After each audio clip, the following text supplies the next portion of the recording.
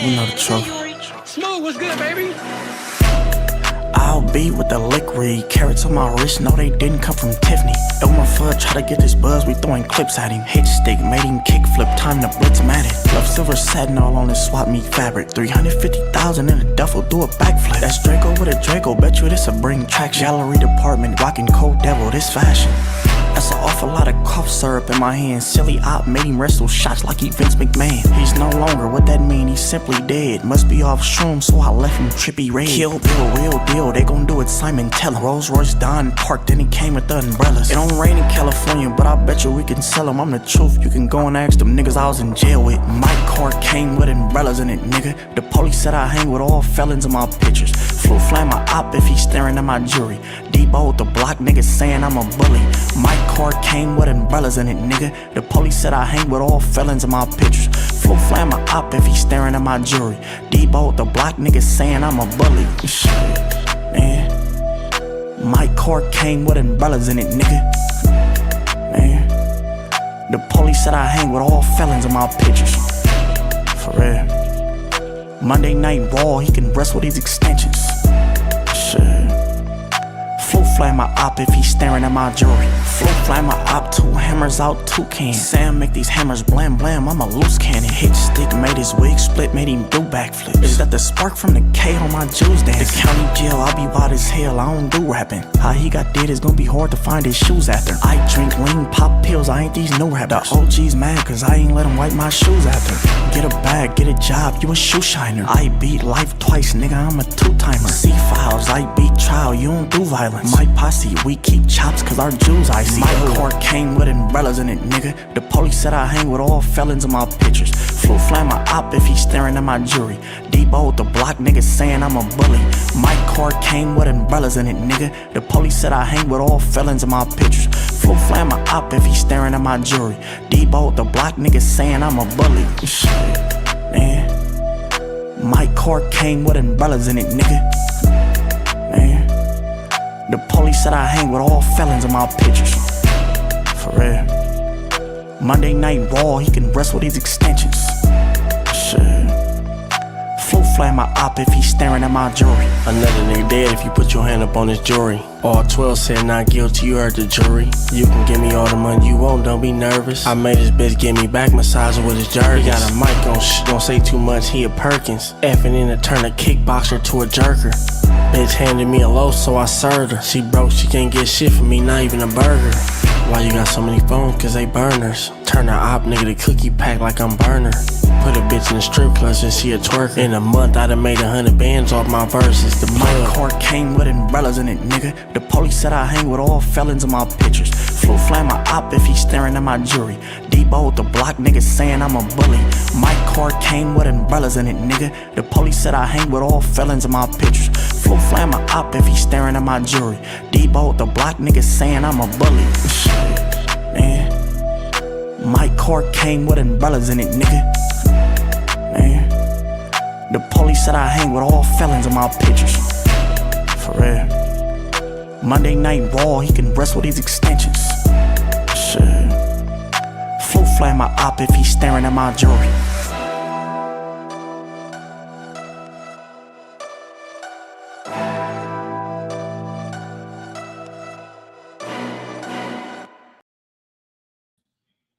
We Japanese still. You getting cooked in front of your family like a Japanese meal. It's Yashub the Hibachi, and none of you niggas can stop me.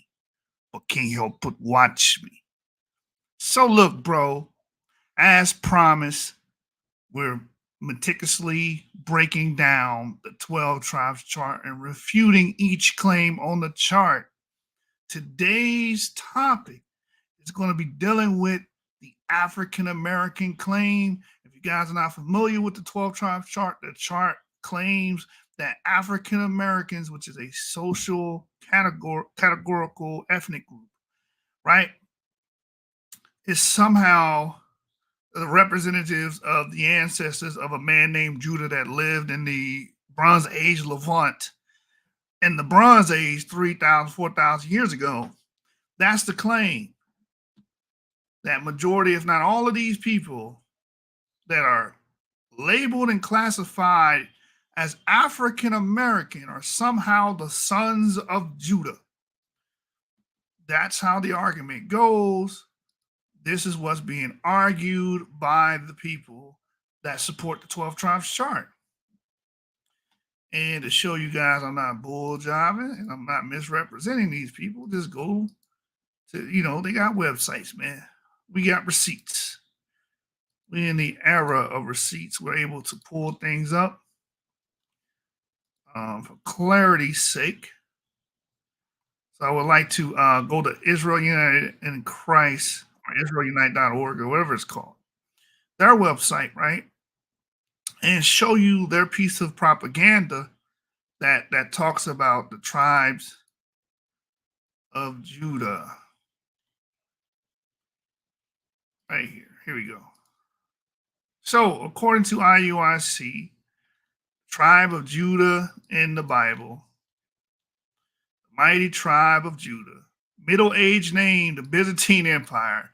And, you guys think I'm joking or being facetious when I say that these people teach that they ruled medieval Europe.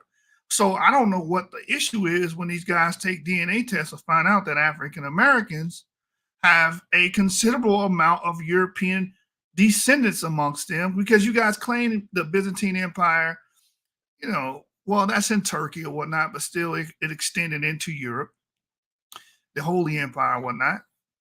They call this the Middle Age name of Judah.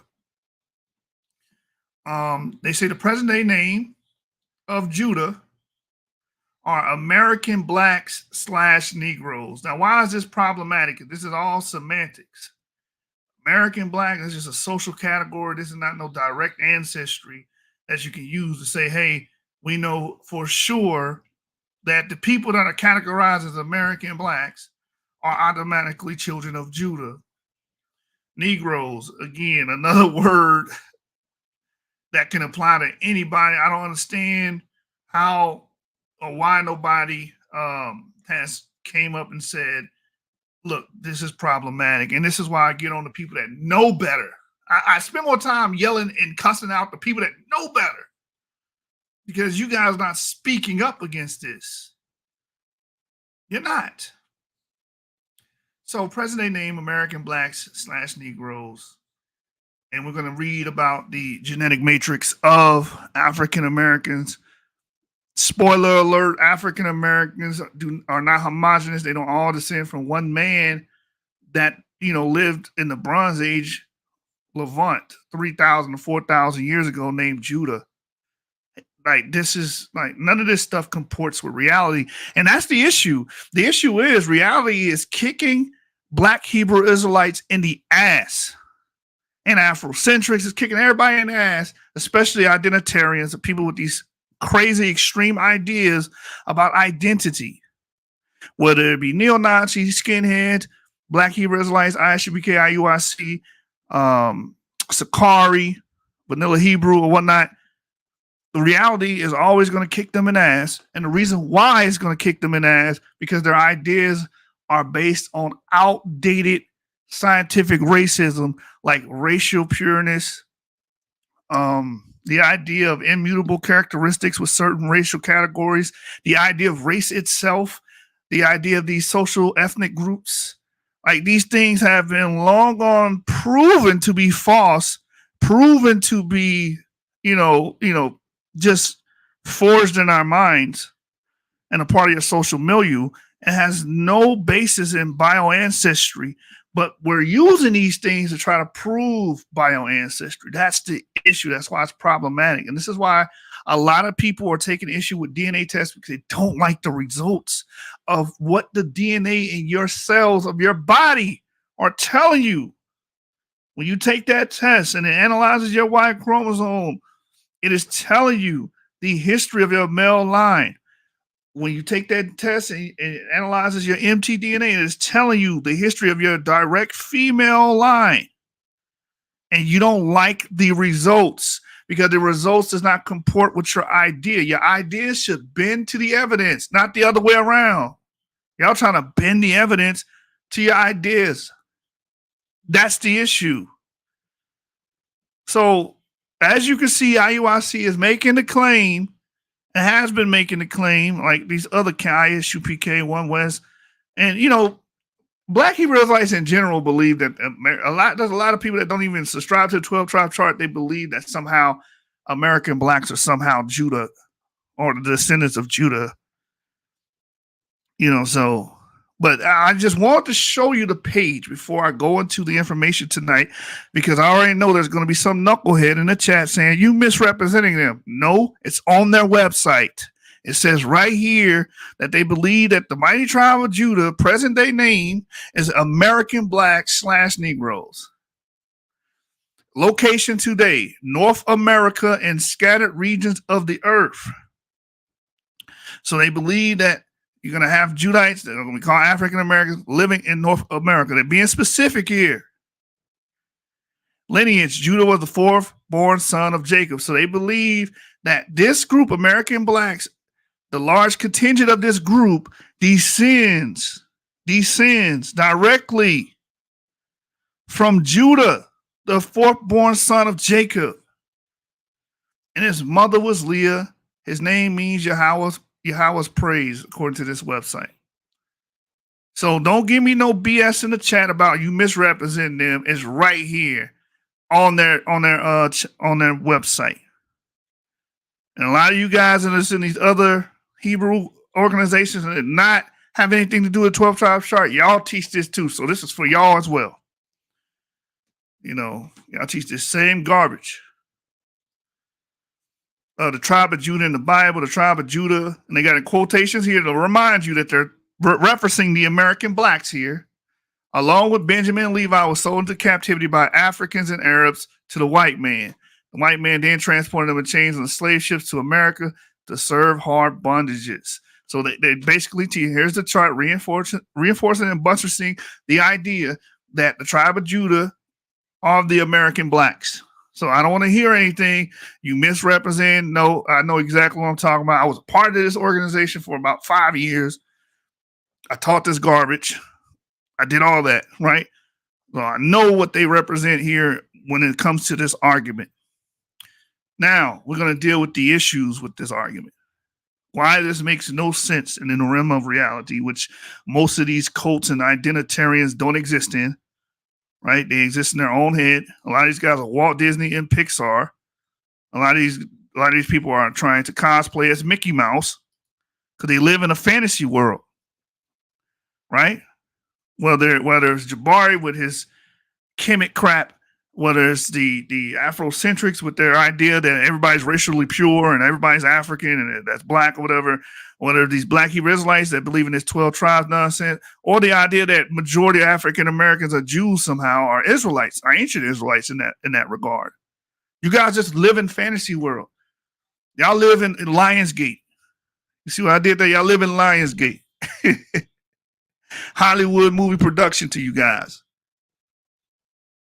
And this is why when you get faced with hard, concrete evidence against the claims you make, you just want to either ignore the evidence or misconstrue and contort and distort the evidence. Right? That's what you guys do. You guys would like to, and what's funny is these organizations call everybody else the devil, the white man the devil, the Jews, the synagogue of Satan, and y'all fit that moniker more than they do, because at the end of the day, who's doing all the distorting?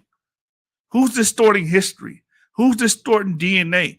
Who's distorting these things, man? Y'all doing it.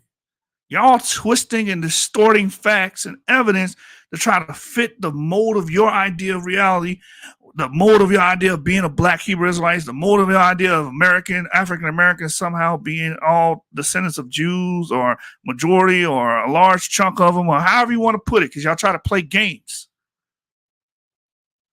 That's you guys doing it. Them that say they are Jews and are not. That's applicable to what you guys are doing, what y'all got going on. But on the synagogue of Satan, right? So y'all love throwing that towards people of different skin complexion, then claim, oh, we're not racist. Yes, you are. You're on video saying you're racist. Captain Tazariak just did a recent video where he was going against Ariel on Sanetta's channel, and Captain Zaryak was pretty much denying that his doctrine is white supremacist-esque. And I'm like, yo, bro, you on first of all, you anti-misogynist, you against anti-misogyny, right? No, you're for anti-misogyny. You're against interracial marriages. That's the white supremacist concept. You call them white, and you say white people rule the world, right? Because we go to the white supremacist definition, talking about whites being uplifted and being the most superior race. Y'all believe in that because y'all call them Esau and say the world has been given into the hands of the wicked, and Esau is ruling and dominating the world. Y'all believe that. Y'all believe that.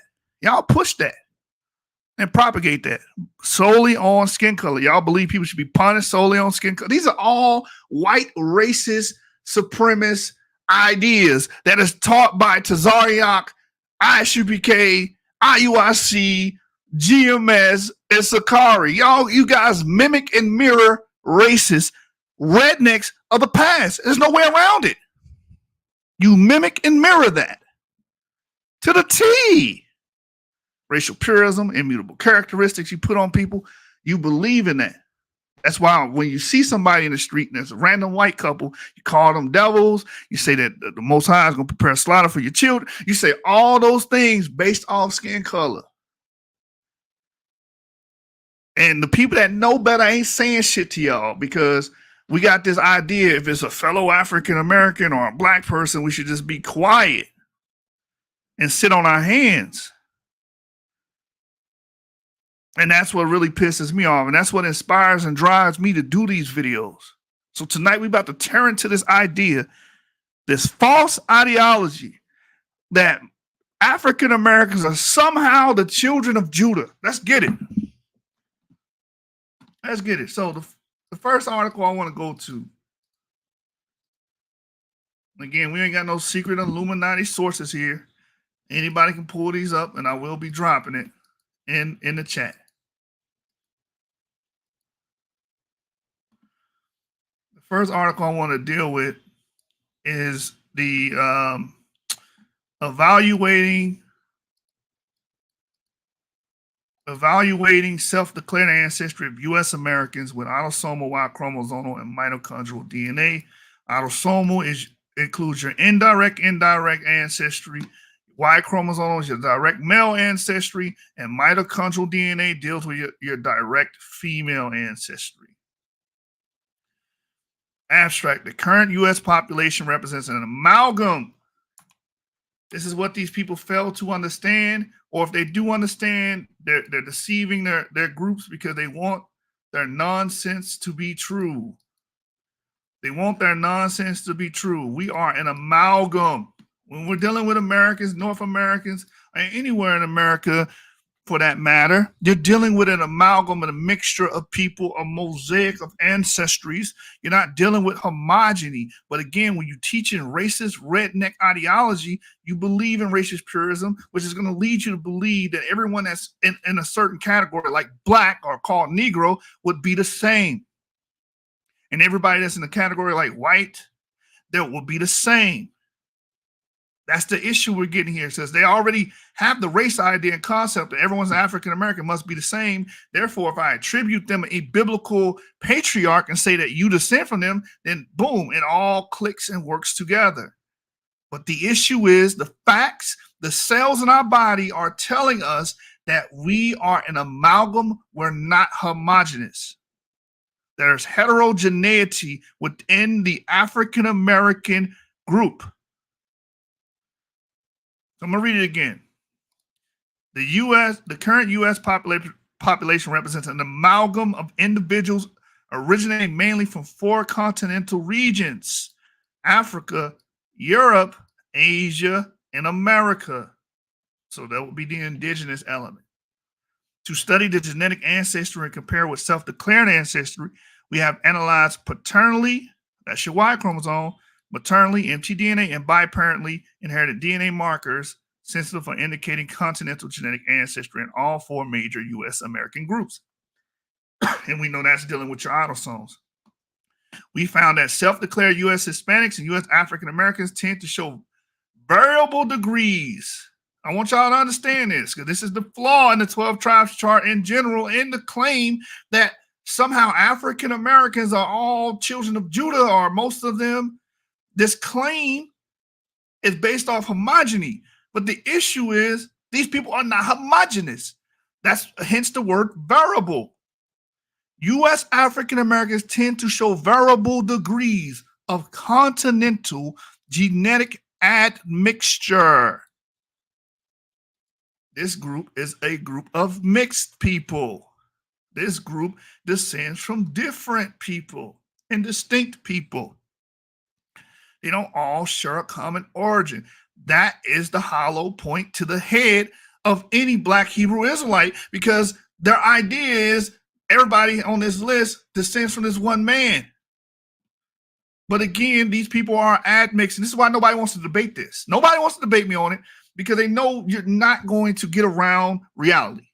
I'm going to stick you with reality. That's why you run with your interpretation of Deuteronomy chapter 28, verse 68. Deuteronomy chapter 28, verse 40. You're going to run around the Bible talking about your nonsense instead of dealing with what we can concretely conclude. And what we can concretely conclude is the fact that African Americans are an admixed group. Anyway, African Americans tend to show variable degrees of continental genetic admixture among the three genetic systems, with evidence for a marked sex bias admixture history. Why is there a marked sex bias admixture history? Because when we do see admixture amongst African Americans, it's mainly male mediated, mainly coming from the males, right? Whether conjugal or forced sexual relationships in the history of African Americans, that's what took place. European men will either fall in love with at the onset around 16th, 17th century with African women, or just have forced sexual relationships with them and get them pregnant. Okay, we're all grown. We know what that means. So what does that leave us with? A progeny of African Americans that descend from European males. And also the admixture with the other groups that were here, like indigenous Americans. What does that leave you with? A progeny of people that would be considered African American, but descendants, actual descendants of indigenous Americans. Same thing with Jews, and same thing with Asians, same thing with other groups. We are an amalgam. We are an amalgam. Okay. So I want to establish that, man. That has to be established.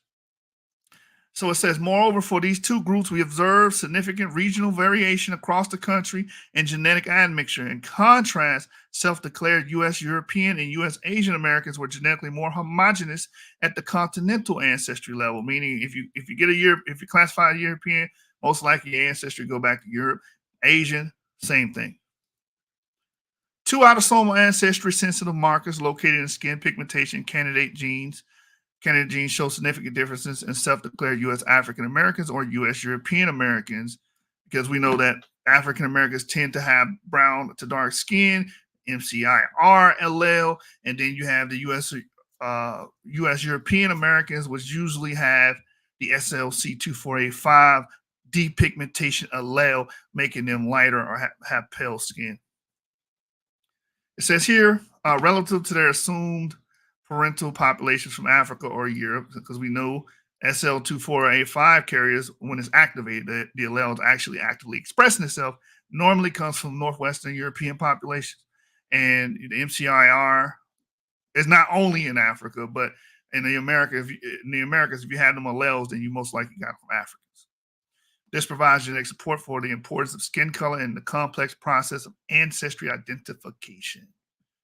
All righty. So, again, we already showing and peeling back that this idea that African Americans are Jews is just not, or the sons of Judah. It's just not panning out. It's not panning out. They're an amalgam. They don't all descend from one man. And we're going to get into the admixture.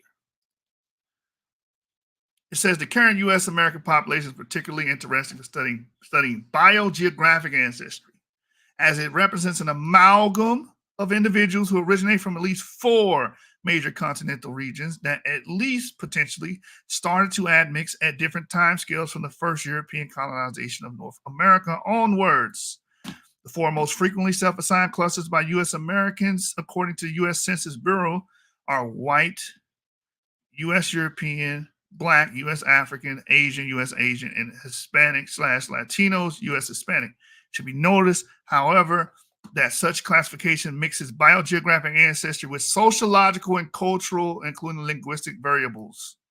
Right? When Latinos, you're dealing with linguistic variables. All of these groups are dealing with sociological and cultural ideas like white, Black, et cetera, et cetera.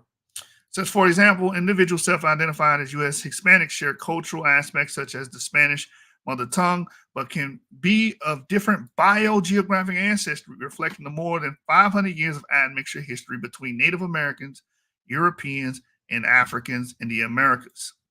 Similarly, self-described U.S. Africans generally carry some degree of European genetic ancestry, which in particular cases can reach more than 80% of the total ancestry. So you can have an African American have 80% of their autosomes be European, meaning most of their ancestry, recent ancestry, comes from Europeans, even though they're classified as U.S. Africans or African Americans, which just throws a damn bomb into the idea of the 12 tribes chart and completely refutes it. Because this shouldn't be, because we should all have some consanguinity, meaning we should all trace back to the same sources of ancestry, and we don't. We do not. It says, finally, additional subcontinental population substructure can also be detected within self-identified groups, such as within U.S. Europeans, U.S. Africans, and U.S. Hispanics, as genetic heterogeneity within the respective parental populations has also been observed. In the present study, we analyzed the biogeographic ancestry of U.S. Americans with self-declared African, European, Asian, and Hispanic ancestry, respectively using the single nucleotide polymorphisms, the SNPs, from uniparental, non-recombining part of the human Y chromosome, so that's the male ancestry, and mitochondrial, that's your female ancestry, as well as from carefully ascertained biparental autosomal reasons. That's your autosome, pretty much admixture analysis. All DNA markers used were ascertained to be sensitive for indicating biogeographic ancestry on the level of the four continental regions, Africa, Europe, Asia, and America, expected to have contributed to the current U.S. population. Very few previous studies have analyzed all three genetic systems in at least one of these U.S. groups. As far as we know, our study represents the first of its kind, combining suitable ancestry-sensitive markers from all three genetic systems to detect separately patrilineal, matrilineal, and biparental genetic ancestry in all four major U.S. groups. So I'm just going to go straight to the results, and we're going to move on to the next the next article. So Y chromosome DNA analysis. Because remember, the 12 tribes chart claims that all African Americans, or a considerable proportion of them, of these African Americans, are the sons of Judah, right? This is what they teach us on the streets, the highways and byways, in their words, right? So we got to study the Y chromosome to determine if they all, match the same Y chromosome, because they have to at least have the same Y chromosome to claim they come from the same male, because a male only has one Y chromosome to give, right? So if you do come from a man named Judah that descends from Jacob, that his Y chromosome should be the same and should have some downstream clade of that. So why do I see so many Y SNPs on the stream? Y chromosome variation was identified by the means of 42 NRY SNPs in total. They list all of the samples that they found within these groups. Aiming to maximize the content of the differentiation of haplogroup origins, we additionally genotype 18 additional SNPs among samples identified as belonging to haplogroup E. And it says here, a single multiplex PCR and snapshot assay using the principle of primer extension was designed for the quarter 24 NRY SNPs. This technical mumbo jumbo. I want to get down to the actual results. Hold on. Results. Here we go. Boom. So as you can see, I think there's a section here talking about it. The values of genetic ancestry provided by uniparentally inherited NRY and mtDNA markers were similar to the autosomes in the case of self-declared U.S. Europeans. Estimated European ancestry for NRY was 94.7 and mtDNA for 96.7. So basically with Europeans, they're like 94% European on the male side and 96% on the female side. It says for U.S. Asians, it gives that. I want to get the African Americans. Here we go. The difference in the ancestry proportions between the two types of uniparental markers in U.S. Africans were highly statistically significant. In contrast to the autosomals, we did not detect any statistically significant geographic structure in the NRY and mtDNA ancestry data within the self-declared U.S. Africans. Self-declared U.S. Hispanics, however, showed the most complex ancestry of all U.S. American groups studied for the uniparental markers.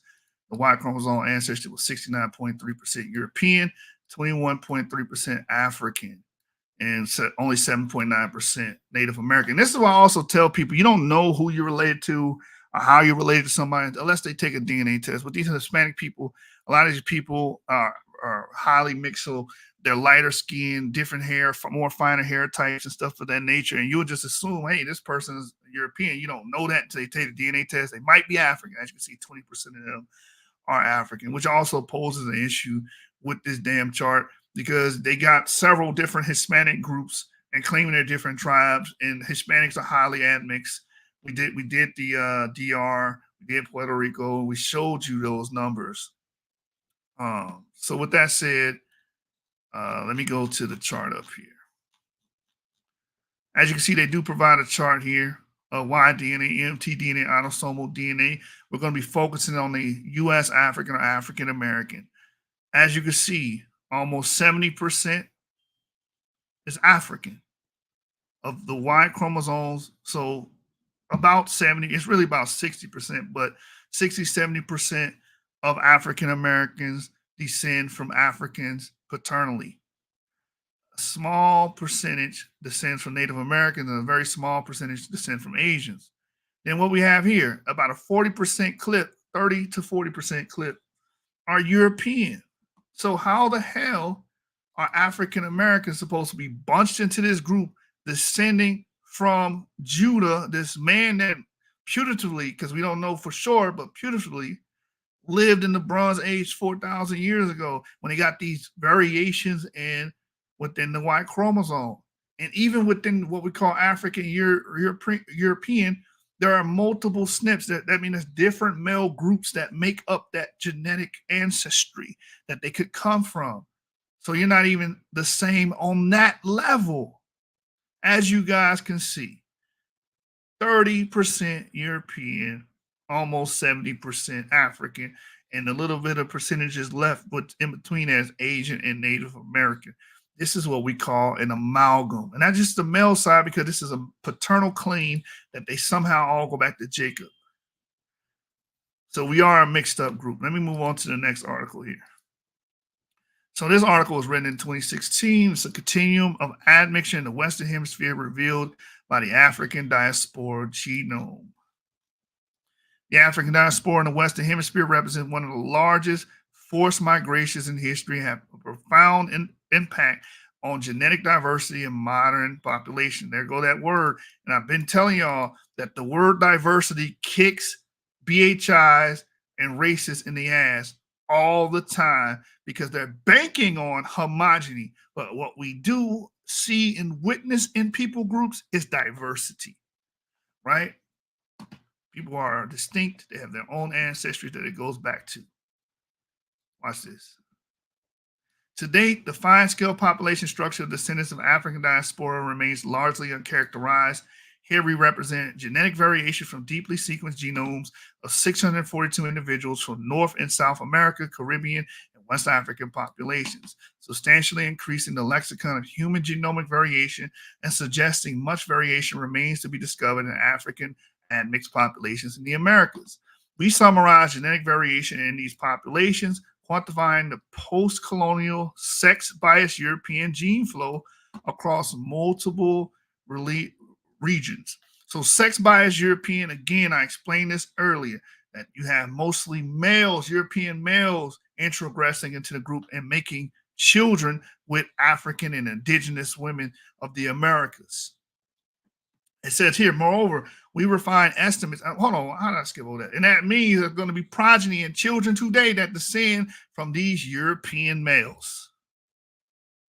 That's making us diverse, making us an amalgam. We're not just one thing. It says, moreover, we refine estimates on the burden of deleterious variants carried across populations and how this varies with African ancestry. Our data are an important resource for empowering disease mapping studies in African American admixed individuals and will facilitate gene discovery for diseases disproportionately affecting individuals of African ancestry. So I'm going to go down here to this chart right here. I just want to focus in on this chart for a minute.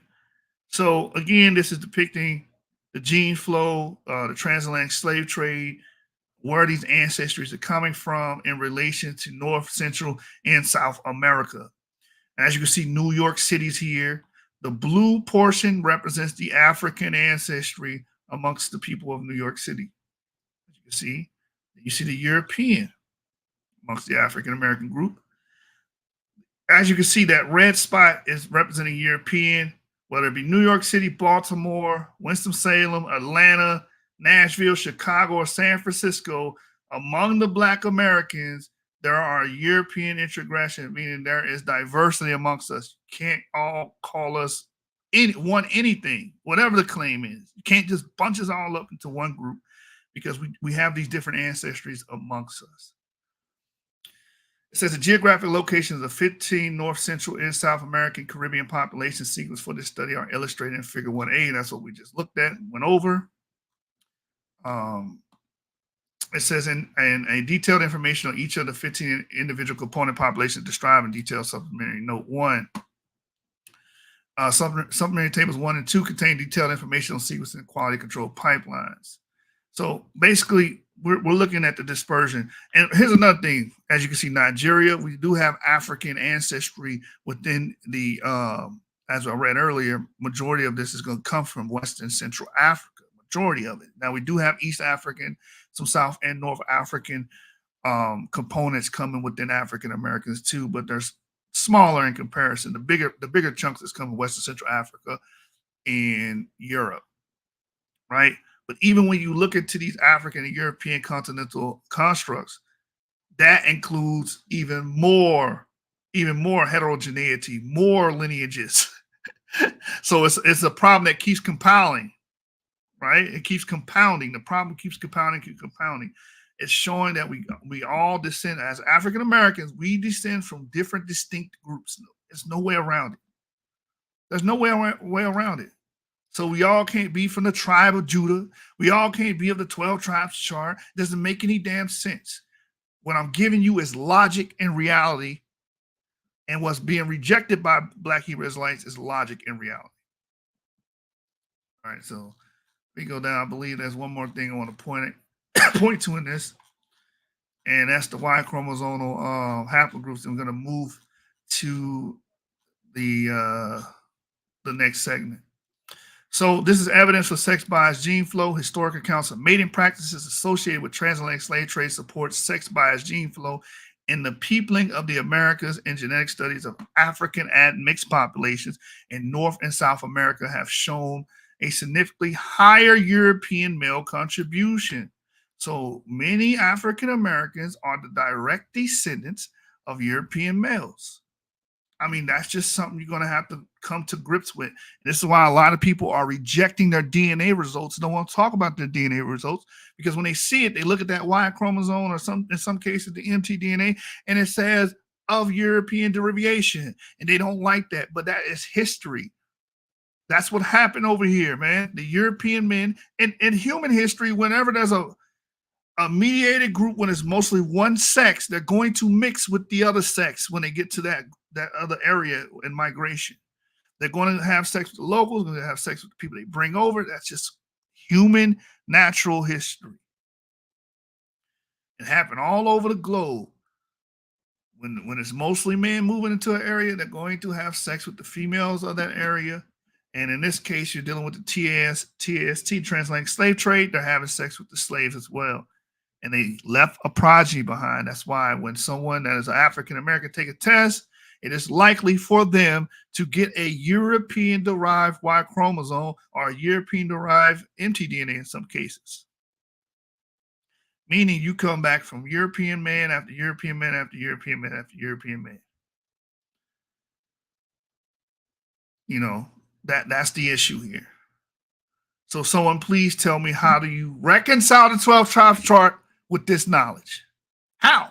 You can't. So what is the idea or the concept that these Black Hebrew Israelites doing? Trying to avoid DNA like the plague. Thank you, Ezekiel. They know this. That's why they run from DNA and DNA testing. Exactly. My brother BA's in the house. Shout out to him. He said, yo, what's good? Oh boy, BHI ideology is getting busted up real good. Much love. It's your boy BA. Shout out to you, bro. Shout out to you. The Ruddy Bruce says more likely related to African president in Europe. It was less likely to happen during slavery because it was a crime to have sex with slaves. Not at the onset. Not at the onset. And people still do it. Just because it's illegal doesn't mean they didn't still do it. They still did it. They still had sex.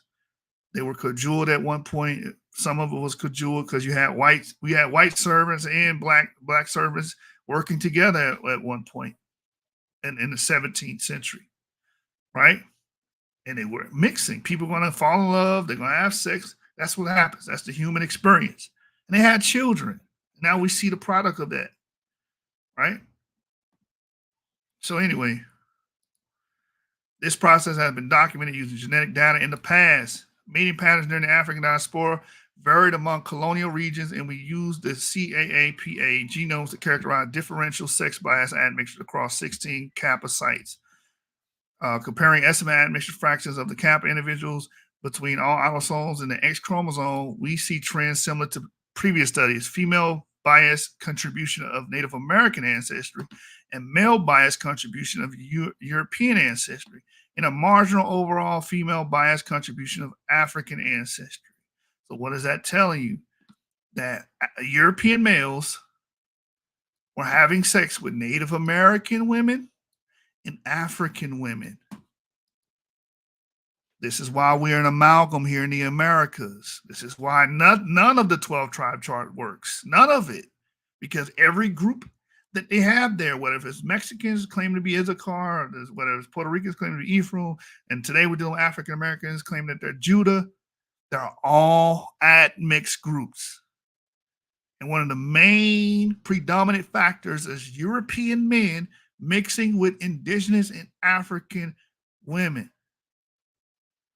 That's the history of America.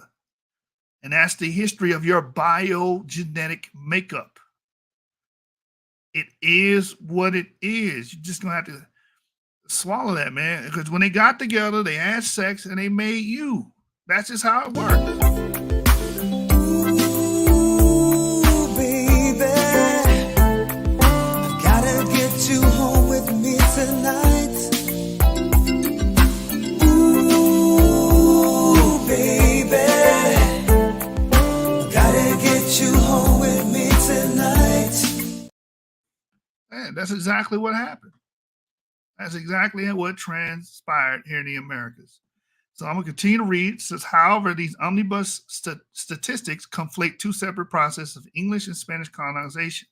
African Americans from different U.S. sites exhibited female bias African and male bias European trends of admixture. Basically what I just told you. Female bias African and male bias European trends of admixture. This is why you have your Tracy Morgan. Just found out he's paternally descended of a white Jewish man. The brother from that played Kunta Kinte, I can't think of his name now. He found out that he descended from a white man. You're getting all this through DNA. Nas also realized that he descends from a European man as well, having haplogroup I. These are all African Americans we're talking about here, and we're showing you that there's a high prevalence of European ancestry amongst them because we are diverse. Because of the history that we have here. And even the West African groups themselves are diverse, having various different groups that coming in from Sephardic Jews with the J marker, EM123 being found in the slave population, you're a freed slave population, right? You're seeing RV88, you're seeing E1A, you're seeing E1B1B, EM78 amongst them. These are different male groups. They're all not the same. And they're getting mixed up in the slave trade and coming over to different areas of the Americas. A lot of the slaves went to the Caribbeans and then were re-exported. They were re-exported from the Caribbeans. So come on now, y'all got to stop it. Y'all got to stop it. There was a lot of mixing going on in the Americas, and the African Americans are a product of it. They are a byproduct of it, and we see it in the genes of the people. African Americans from different U.S. sites exhibited female bias African and male bias European trends of admixture. It's just that simple. They was getting in. They was getting busy.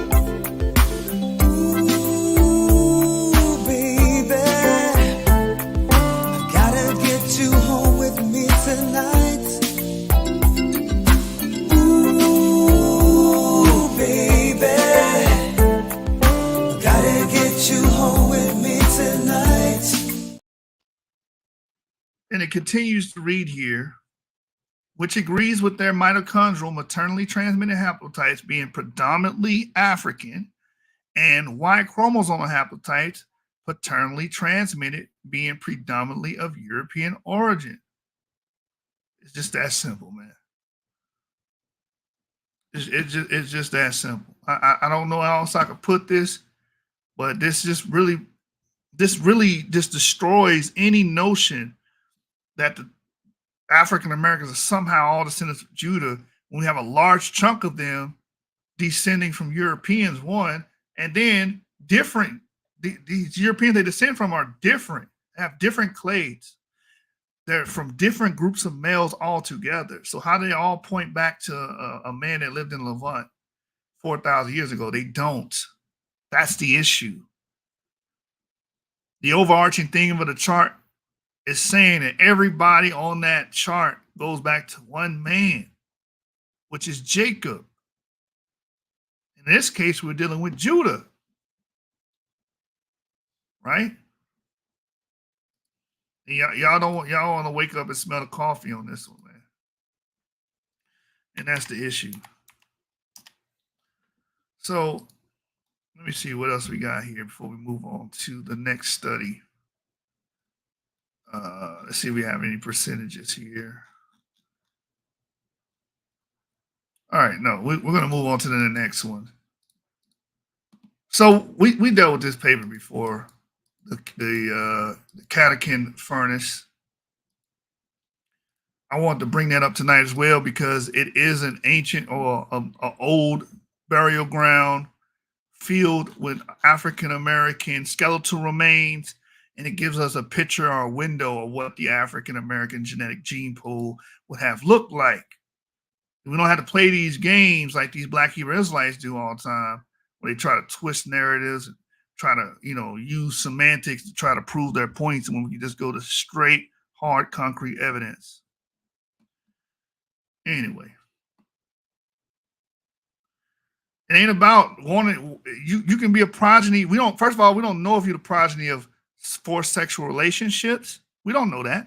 But here's the thing: if you are, there's nothing you can do about it. That's just your ancestry. You can say that all you want. Nobody wants. You don't pick we don't pick our fathers and mothers. We don't pick our fathers and mothers. So you saying it is a moot point. You can say you don't want to be anything. You are what you are. You don't pick it.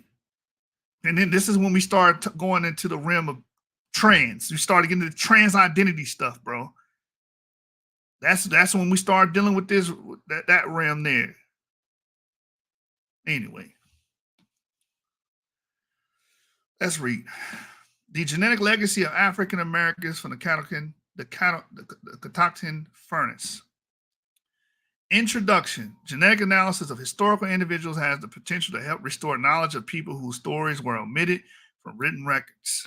And that's another thing real quick. Let me talk about this real quick, especially with the African-American population. The whole issue was, for years, we cried about not having our ancestry, not having our history, having this gap because of the transatlantic slave trade and slavery in the States, of not knowing who we were, not knowing where we came from, not knowing our fathers and our mothers, not knowing what people group we descend from. Now we have a device that can show us what people group we descend from, what groups that we aggregate with. And now y'all want to deny it because of emotionalism. Now you don't want to know your history. Now you don't want to know your ancestry. Now you don't want to connect with your ancestors because it's not what you thought it would be. It does not comport with an Israelite identity. It does not comport with a homogenous, we all go back to West Africa identity. It shows diversity, and diversity irks racists because they don't want to be associated with certain people they hate. Let's talk about it. Let's talk about it. That's the real issue here. That's why IUIC, ISUPK, and all these Black Hebrew Israelite groups are hate groups, rightfully labeled so. You spew doctrine after doctrine after doctrine about the hatred of people based on their skin color, like the neo-Nazi you are, just to find out that you are related to that same people group, and you cannot stand it. It's eating you up inside. That's the issue. But it's easily rectified. Just get rid of the bad doctrine. Stop teaching that bullshit. You're causing that anxiety because you're teaching it and believing it when you could easily shut that shit down. We have different ancestries, not all the same. Period. There's nothing else to talk about there. Anyway.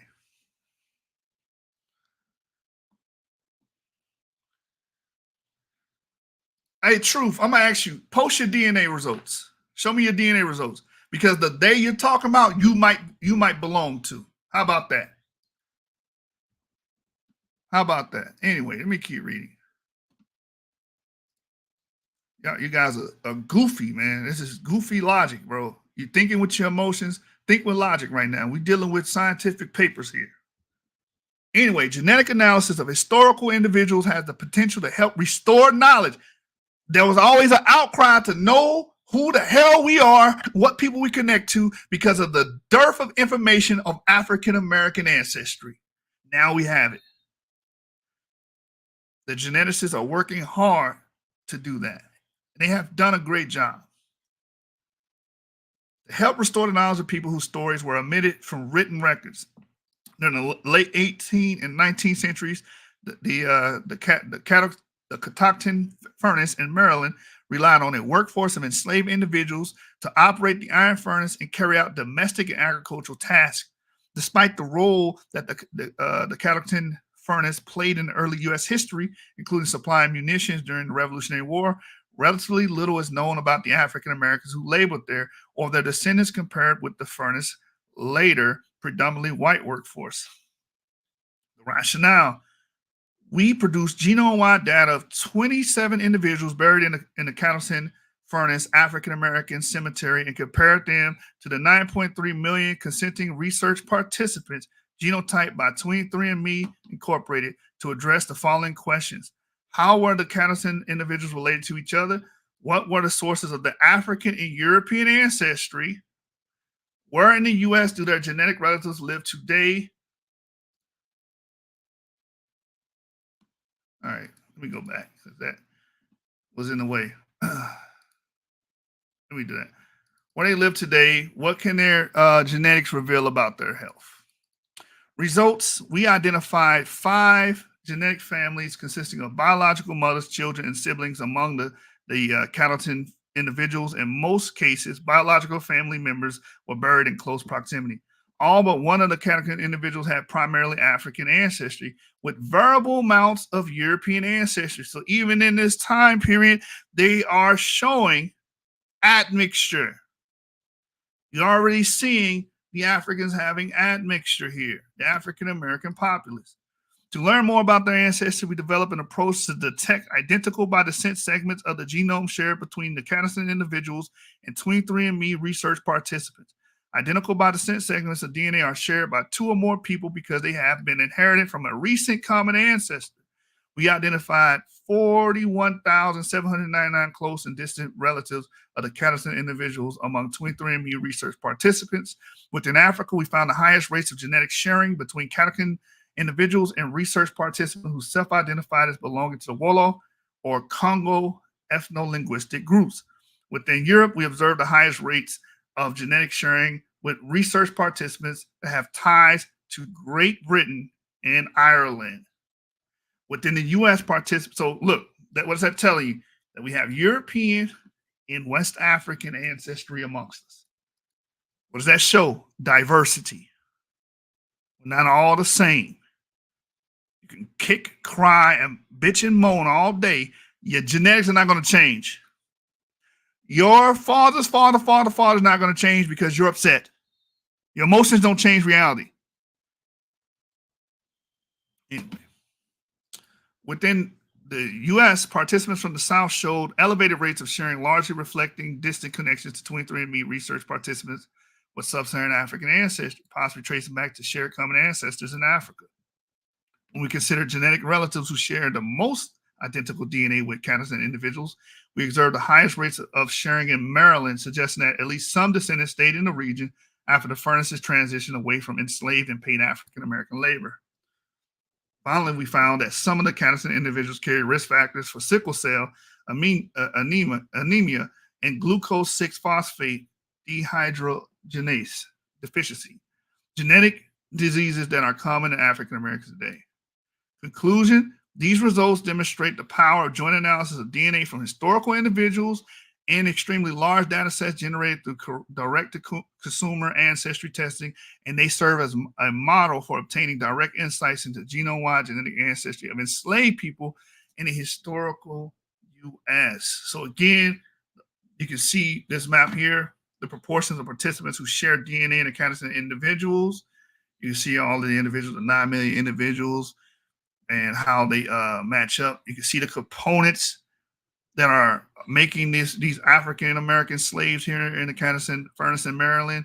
You see arrows coming from Ireland and Britain, as we read. You see arrows coming from sub-Saharan Africa, and seeing that sub-Saharan African ancestry is varied within us because you see components that not only in the coast of West and Central Africa, but also what do you see in the Horn and East Africa, going to South Africa, that we share components and segments there as well.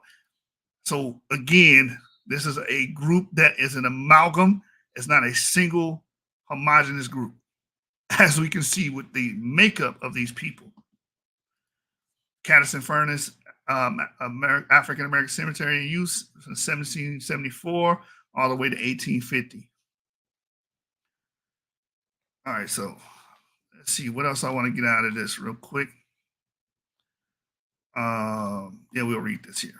The vast majority of 45 million self-identified Black and or African American individuals living in the United States descend from 400,000 56,600 enslaved Africans who were forcibly transported to the U.S. from Africa during the transatlantic slave trade between 1501 and 1867. However, African Americans often have little information about these ancestors or their African origins, owing to a history of inhumane treatment of the enslaved and their descendants, which included marginalization and obfuscation of family histories. Here we demonstrate that when combined with genome-wide data from a sufficiently large and diverse genetic database, that this is the point. This is why more African Americans should take DNA tests, because we're able to, the more we know, the better, right? The more people that test and log their information into the database, the more we have to compare with. Anyway, it says DNA from historical individuals provides a means for restoring knowledge of familial connections between contemporary peoples and their historical relatives. Specifically, we report on the DNA of enslaved and free African Americans from Canison Furnace, Maryland, who lived, worked, died, and were buried there in the late 18th and early 19th centuries. As early as 1768, a tract of land was acquired for the purpose of building an ironworks at the foot of the Catoctin Mountain near present-day Thurmont, Maryland. The furnace was in blast by 1776, producing pig iron tools, household items, and munitions used during the Revolutionary War. At least 271 enslaved and unknown number of free African Americans worked at the Catoctin within and outside the furnace as ore miners, colliers, forgemen, fillers, teamsters, and woodcutters, as well as in domestic and agrarian roles in the furnace owners' households and plantations. In the second quarter of the 19th century, the furnace labor force switched primarily to wage labor and a predominantly white workforce. Gradually, the contributions of African Americans in the early industrial complex were largely forgotten. The Catoctin Furnace African American Cemetery near an old ore pit was excavated in 1979-1980 in advance of a highway construction. The Maryland State Highway Administration transferred stewardship of the recovered remains of deceased humans to the Smithsonian Institute, where curator J. Lawrence Angel conducted preliminary forensic anthropological investigations. So basically, that's how we got the DNA of these people. And a lot of you people that are afraid of your DNA ancestry and go off emotions would rather them not do stuff like this. Because when they do stuff like this, it shows how admixed we are. We're not all one thing. And therein lies the issue with the 12 tribe chart. They believe everybody on that chart descends from one goddamn man that lived 4,000 years ago in the Levant. And our ancestry is all over the damn place in Africa and in Europe. Anyway, the Catoctin Furnace Historical Society Incorporated was initially founded to save the Catoctin Furnace Village and its archaeological and architectural heritage from this highway construction. In recent years, its mission has expanded to include restorative justice, highlighting the crucial role that enslaved free African Americans played in the furnace's history and the growth of the industrial wealth and the power in the young United States. In 2015, from a Maryland Heritage Areas Authority, supported further scientific analysis of individuals buried in the cemetery.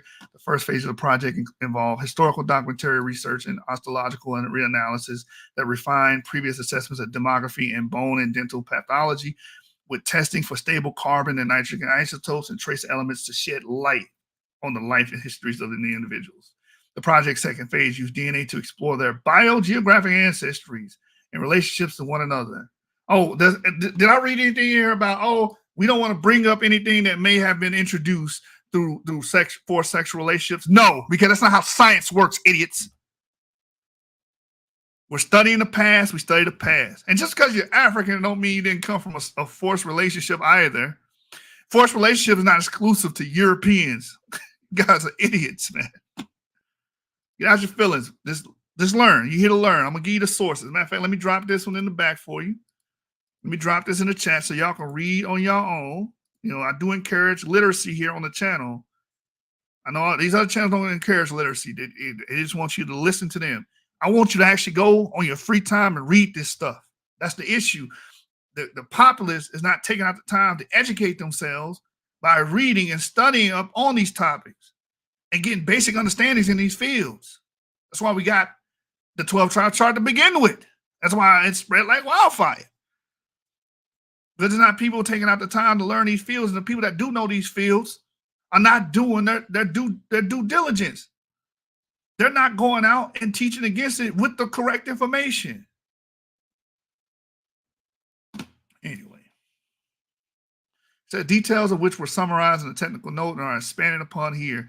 These data address a critical component of CFH's mission pursued jointly with the African American Resource Cultural and Heritage Society of Frederick County to return knowledge to the African American community and identify the descendants of the Catoctin enslaved and free workers.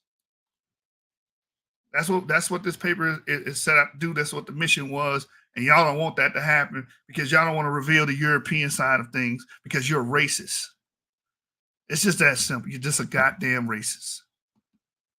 Advanced in ancient DNA technology have made it possible to use genetic data as a tool for restoring knowledge of enslaved and historically marginalized peoples whose stories were often omitted from a disregarded written records. Studies of the New York African burial ground, the ancestry and ancestors, I'm going to talk about that one next, and others use a combination of anthropological and biomolecular tools to provide insight into the identity and life history of enslaved individuals through the study of their remains. However, the ability of those studies to localize the African origin of these individuals was limited by the exclusive use of mitochondrial DNA and or reliance on comparisons with data from publicly available reference data sites. This study shows how deeper insights into precise ancestral origin and genetic legacy of enslaved and free African Americans, such as those buried at the Caddison Furnace, can be obtained from genome-wide autosomal DNA when compared against reference database containing genetic data from millions of living people, such as the one maintained by 23andMe Incorporated. We recovered genome-wide ancient DNA from all 27 of the Caddison individuals who were selected from sampling targeting 1.2 million 1.2 million SNPs using a capture-based approach, which we combine imputation further increase the amount of available genetic information by comparing the DNA of the Caddison individuals with genotype data from 9 million participants in 23andMe cohort. So let me get here real quick. Let me finish this off. All of whom consented to participate in research, we were able to learn about their biogeographic ancestry and genetic relationships with one another to provide insight into their genetic legacy by identifying identical by descent connections with living relatives. So this is what they found here within the burial, the families and whatnot. These are the mitochondrial haplogroups they found in this furnace, right? J1, mitochondrial haplogroup, that's European. So you have a European female sample amongst these African-American slaves, right? Or free workers, right? L0, L2, L3, and L4. Those are all typically African, Western Central African females there. What do we see with the Y haplogroups? We have A1B, that's African hunter-gatherer, right? E1B, which is most likely E1B1A, right? And E2B, that's East African. You have an East African here within this group. Then what else do we see? R1A and R1B within this group. These are European. Hold on, let me show y'all something. This is what y'all running from. Y'all running from y'all past. But the whole purpose of doing these genetic analysis is to show what? The past, the ancestry, where these African Americans come from. And they damn sure don't come from one man that lived in a Levant 4,000 years ago because they're too goddamn buried. This West African and European ancestry here having the lion's share within these samples. So the 12 tribe chart can't stand. This is not a debunking video. This is a refutation. It's being refuted. And we're getting more and more people that are sharing their DNA, uploading their DNA, and it's just breaking all these ideas and notions and weird identitarian ideologies down and making them crumble and fizzle.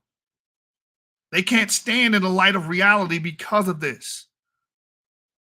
As you can see, all the way back in 1774, all the way back 200 years, this population that we know that spawned the African Americans today were an admixed group. They were admixed. So let's look at the autosomal components. As you can see, the blue represents European, the purple represents African, and then the orange represents Native Indigenous American.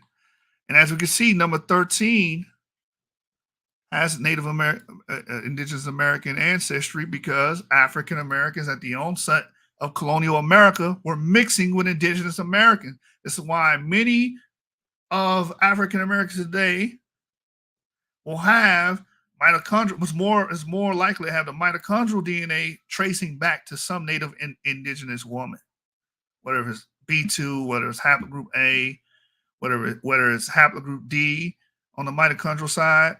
Some of us actually descend from Indigenous people because we mixed there. And that's why you have this autosomal signature here. Because, again, to buttress what I've been saying throughout the duration of the video, we are heavily mixed. As you can see, segments here, all of it here, the blue is European, European, European. Number 10 has a hefty amount of European. Number 32 has a hefty amount of European. And the rest of the autosomes are overwhelmingly Sub-Saharan African, because that's the major source of the transatlantic slaves. As you can see up here, they give you a map, Sub-Saharan Africa, Western coast, and even East Africans. And that's why we see haplogroup E2B, right? None of this stuff comports with the idea of a 12-tribe chart. None of this stuff comports with the idea that we all come from the tribe of Judah somehow.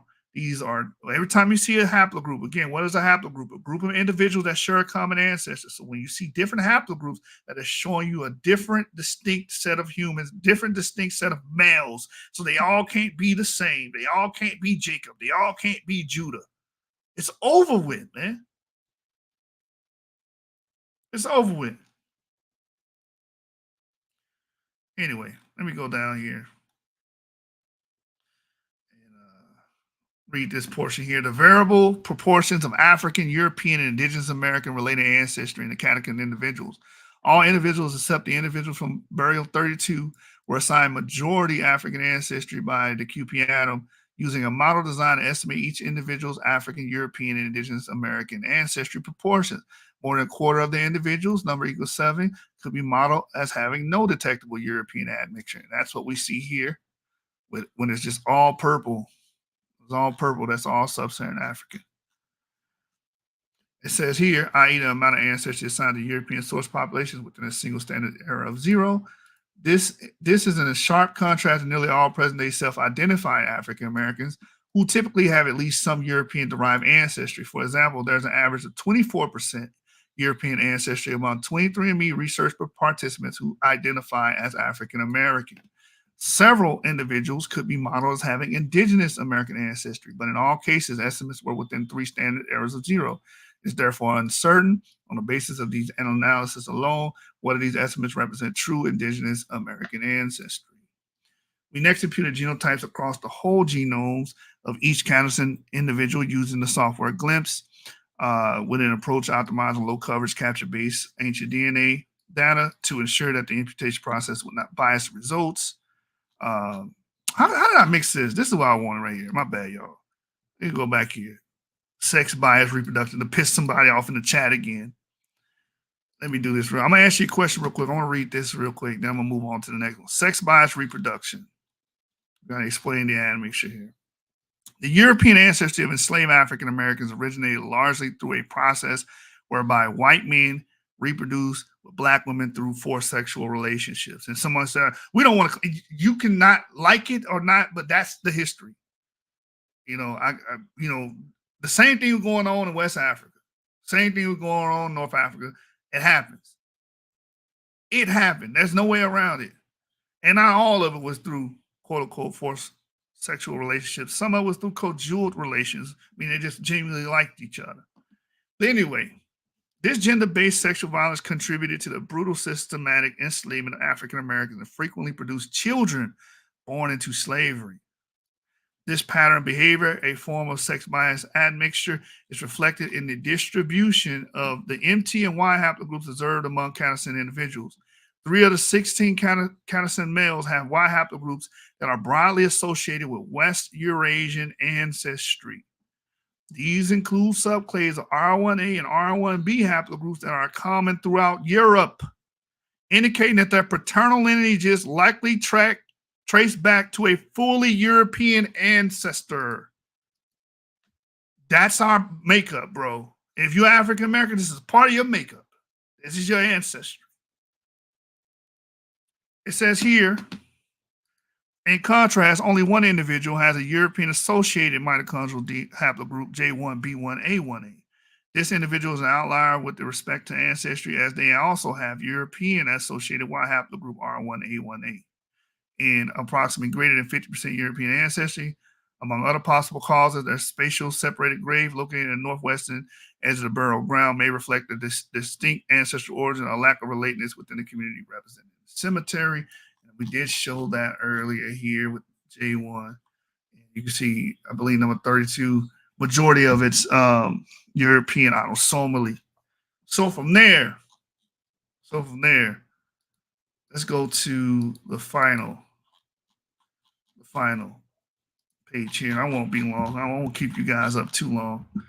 Anyway, community engaged ancient DNA project reveals diverse origins of the 18th century African descendants in Charleston, South Carolina. The abstract. In the study, we present the results of community-engaged ancient DNA research initiated after the remains of 36 African-descended individuals dated to the late 18th century were unearthed in the port city of Charleston, South Carolina. The Gullah Society of Charleston, along with Charleston community members, initiated a collaborative genomic study of these ancestors' presumed enslaved status in an effort to visibilize their histories. We generated 18 low-coverage genomes and 31 uniparental haplotypes. 31. Again, there go that word again, diversity. Diversity. Anyway, to assess their genetic origins and interrelatedness, our results indicate that they have predominantly West Central African genomic ancestry. Like I myself, I'm a descendant on both sides, mother and father, from Western and West Central Africans, right? I'm E1, B1A, U290 on my father's side. I'm L3 on my mother's side. Both of those are African or Western West Central African. With one individual exhibiting some genomic affiliation with populations in the Americas. What does that show? Native indigenous admixture. It says most were assessed as genetic males and no autosomal kin were identified among them. Overall, this study expands our understanding of the colonial histories of African descended populations in the U.S. So to get admixture, there got to be some sexual reproduction going on, man. They were having sex with each other and they were reproducing. Yeah, African men getting with the native indigenous women, and sometimes vice versa, the native indigenous men getting with the African women. Ooh, baby, I gotta get you home with me tonight. Ooh, baby, gotta get you home with me tonight. So let's continue to read, man. From 16 to 18th centuries AD, over 15 million persons were abducted from the African continent during the transatlantic slave trade, of which nearly 300,000 were taken to Eastern North America. Information about the origins of these individuals have been largely examined through archival records, which suggest that most were purchased by European slave traders along the west and west central coast of Africa before being transported across the Atlantic Ocean through the Middle Passage. This detailed demographic information has in large part been inferred from the information available in the Transatlantic Slave Trade Database, which has digitally archived over 36,000 British slave ship records. In cases in which limited or no documentary records exist, however, ancient DNA analysis have provided critical and complementary information about the African origins of enslaved individuals in the larger transatlantic slave trade network. As examples of this work, ancient autosomal mitochondrial DNA of colonial African individuals from Caribbean and the Americas have indicated that they have predominantly West to West Central African ancestries. While ancient DNA models have advanced our ability to recover information about the genetic ancestral origins of archaeological individuals, Blacks, feminists, and indigenous science and technology studies frameworks emphasize the importance of community collaboration, accountability, and activism of African diasporic historical studies as modeled by such groundbreaking projects such as the New York African Ground and the East State Little Princess Archaeology Project. NYABG in particular made strong case for empowerment of community members to decide research direction outcomes.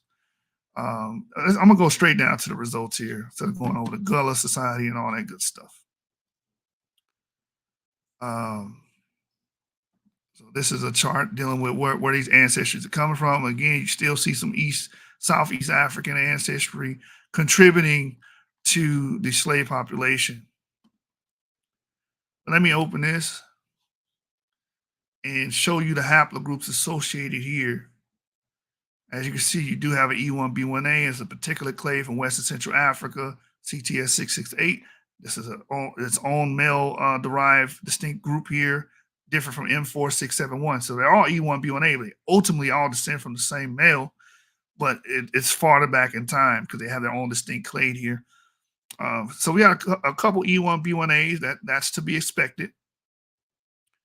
What we have here, B2 as the male haplogroup. So this is our Western Central hunter-gatherer that's amongst the slave population.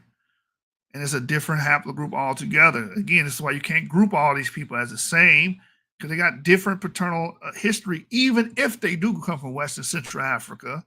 Does not all automatically mean they're the same. So right here, E2B1A, that's East African, as we brought up earlier. So you do have East Africans. And what does it say right here? Admix. So he is a product of a West African man and a Native American woman. How do we know that? Because he has haplogroup A2. So an African male got with a Native American woman, and we're grown. We know what happens when that happens. Ooh, baby, I gotta get you home with me tonight. Ooh, baby, I gotta get you home with me tonight. All right, and also the other interesting one, because majority of these are E1B1A. The ones that stand out is E2B1A, B2A1, and the A2 marker, and also this H100 marker. This H100 marker, and we know H markers are originally European, and the paper, I believe, goes into this possibly being a Fulani member for having that Eurasian maternal marker. So anciently derived European specimen here. So this person's mother would ultimately be of a European, probably a Neolithic European, and probably coming in and bringing in ideas for pastoralism and possibly farming 7,000, 8,000 years ago via North Africa, and finally making its way into a population that had E1B1A or a population that have other sub-Saharan Africans. But as we can see that we are varied, even on the female side, L3, L2A1, L2B3. These are all different, distinct female groups. We're not all the same. There's no way you can bunch all these males together and say they're Judah. They're not. They're not. They're not. So, with that said, I also want to show this too as well, because we brought up R1A and R1B. As you can see, R1A is in some northern Indo-Europeans predominant here. R1A is in Eastern Indo-Europeans, Central Europeans, and some Western Europeans. And then when you get to Iberia, you get to places like France, going towards Britain, like it gets very, very R1B, Western European. So if you have an R1B clade, most likely you are a descendant of a Western European. Is that inherently bad? No. But a lot of these Black Hebrew Israelites teach these doctrines against Western Europeans. Now you think it's inherently bad. Right? So, I mean, there's no way this doctrine can stand. There's too much variability within African Americans as far as ancestry and why paternal ancestry, since you're claiming that we're all Judah or we're all Jacob, to say that we're all Israelites or we're all Jews, because we got different male lineages within this social category known as African American. Within this ethnic group, there's too many varied ancestries.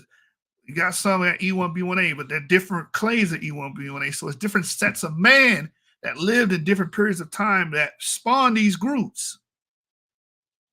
Same thing with B. That's Western Central hunter-gatherers, like pygmies and stuff, man. I believe Chris Rock is of pygmy ancestry. So, like, no, we're not. And then you have the East African components. We're not that, man. We're not. Let's see what else I got in this article for you. And I'm getting ready to bring this to a close. I'm gonna answer some of your questions. You guys just give me a second to read this portion to you about the uniparental ancestries, dealing with the descendants, the 18th century descendants in Charleston. It says here, minor genome variants were called by independently mapping them to the NC 012920.1 reference genome and generating haplotypes using haplograph. The results verified previous minor genome findings, including L3E2A haplotypes shared between ISI, CHS36, and WELELA, which suggests that they were maternally related. Again, if you have the same maternal haplogroup, then you have to share the same female ancestor. It says of the 27 mitogenomes analyzed, 24 individuals display variants characterizing haplogroups L0, L3 currently found in African population. These basal haplogroups are also found in contemporary African American populations, suggesting possible genetic continuity with colonial African communities. Lisa contained an H1CB1A mtDNA that has also been observed in Fulani populations in Niger, Guinea, Burkina Faso, and Mali. So again, there's that mitochondrial haplogroup there. Cousal's A2 haplogroup was additionally confirmed, indicating that this individual ancestry with populations in the Americas minimally derives from their direct maternal line. Haplogroups of the non-recombining region of the male-specific Y chromosome were characterized using Y leaf for chromosomal males. No individuals share the MSY haplotype, with the majority of individuals having haplotypes belonging to haplogroup E1B1A. This haplogroup is commonly found among present-day sub-Saharan Africans and African Americans and associated with the spread of Bantu-speaking populations in West Africa. Additionally, Kusal displayed an E2B1A haplotype and Fumu a B2A1A haplotype. Both these MSY lineages are also associated with Bantu expansions, although today are found low frequencies in sub-Saharan Africa. So again, we showed that the ancestries amongst the slaves are varied. They're not all the same. They're not homogeneous. The African Americans are heterogeneous. They're different. They have different male lineages, so they all can't be from Judah. That is a farce that has been refuted thoroughly. And just to put the cherry on the top, I used this 1,000 times. I use this same source to ad nauseum here on the channel. Why not keep using it, right? Because it just it's a poignant point. So let's go to the Black Belt of Alabama family tree DNA group.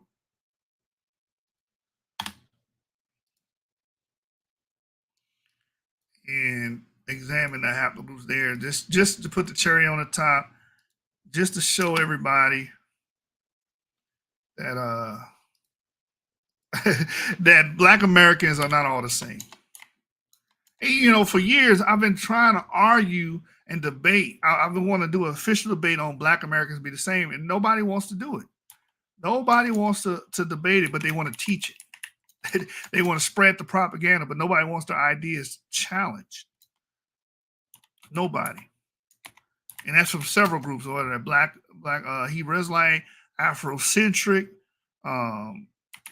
whether they in what do you call it, Abo.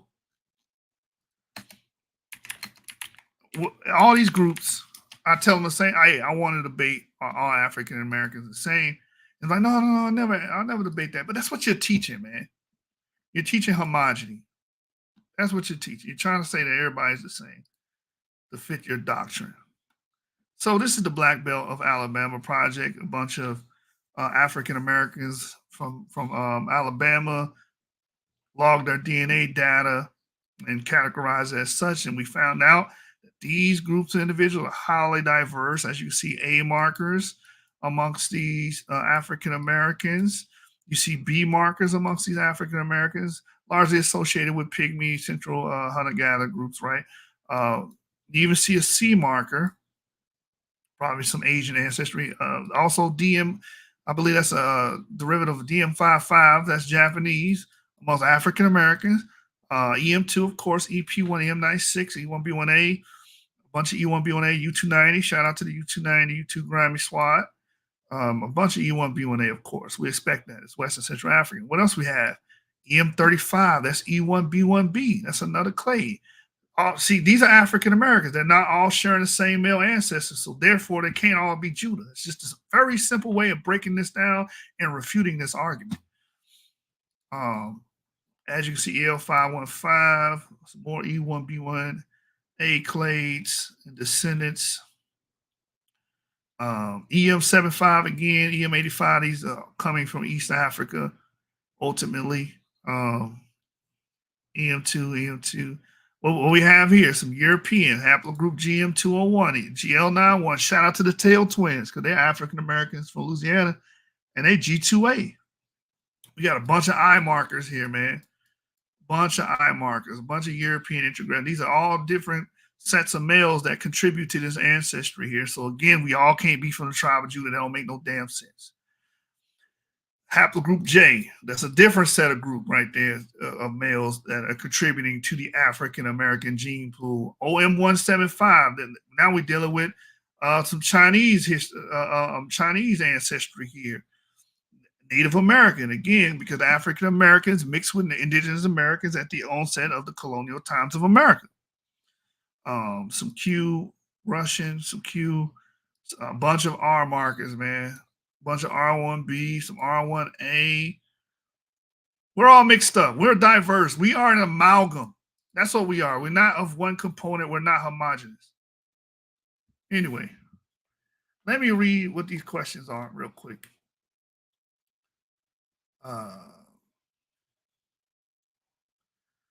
Let's see. What y'all got here?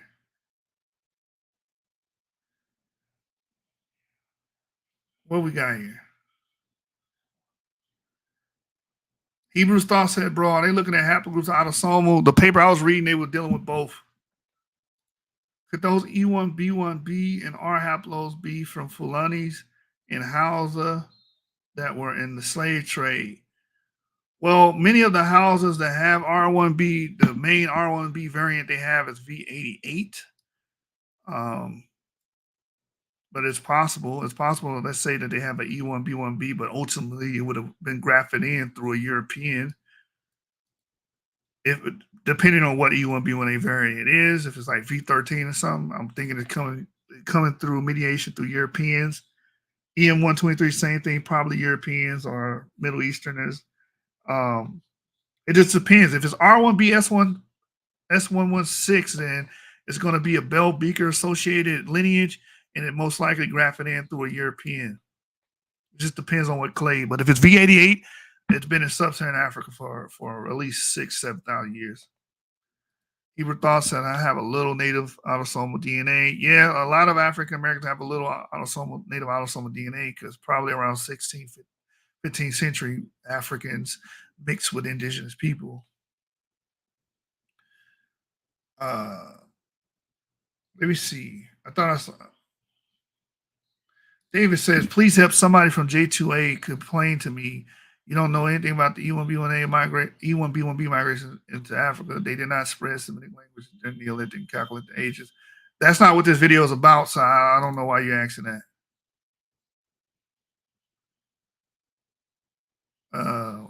Shouldn't they have, since they were supposedly speaking Proto-Semitics? Should East African carry EM78 be speaking Semitic languages instead? No. Your haplogroup has nothing to do with what language you speak, in the present day and present time. I don't understand the questioning. I don't, David, I don't understand your questioning. I don't know how this has anything to do with what I mentioned. Did the E1B1A people have amnesia, cause them to forget what language they spoke? The E1B1B carriers are you talking about, right? And force them to develop a new one because the heat in the sub-Saharan cause their brains to redevelop. No, normally when people move, like right now, I speak a Proto-Indo-European language known as English, an American dialect of English. Well, my ancestors didn't speak that. It's called a language shift and language replacement. It just depends on what group you're talking about, where they migrate to, and what's the dominant culture and language of that region. Normally, they absorb the dominant culture. Not you have a group. J reaches the highest. Okay.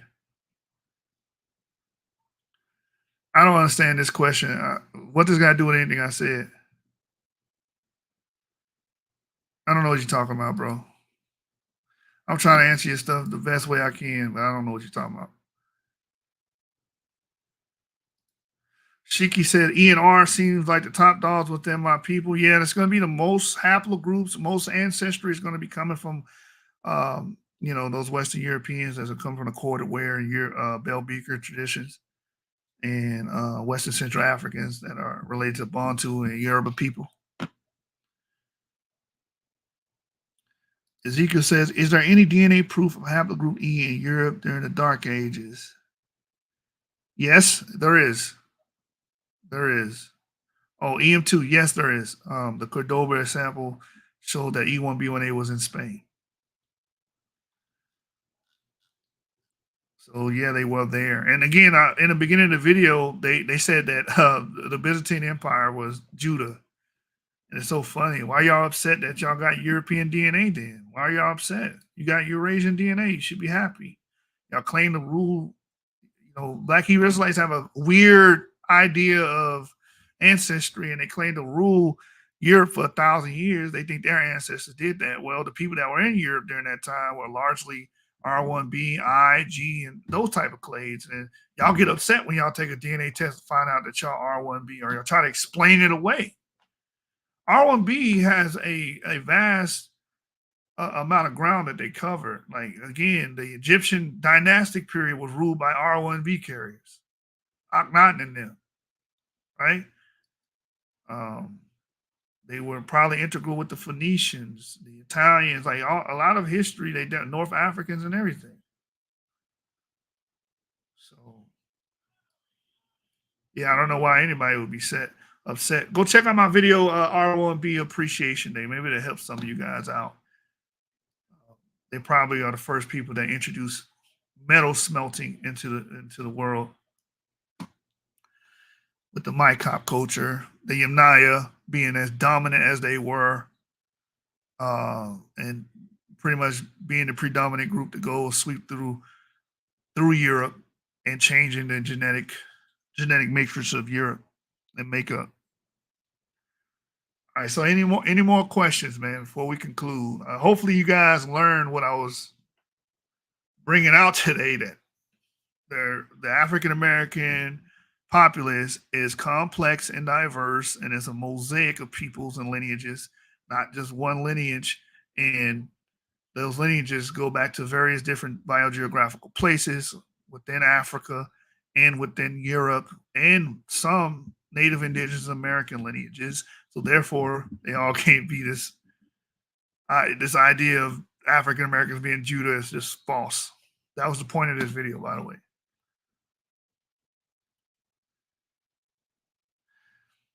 Shiki says, so if the original Israelites were an amalgamation of peoples, do we have any samples of wild lineages from the time of Jesus? Yes, we do. We do. Thing is, it's hard to tell what people group those people will belong to, but we do have, samples around that time. Tika says there are a lot of paintings with dark-skinned people, ancient Greek paintings. Was EM2 there around those times? I mean, it's possible if you got E1B1A in North Africa, and it's been there for a while. So it's possible that some of them went to Greece. But just because you see people with dark skin doesn't mean that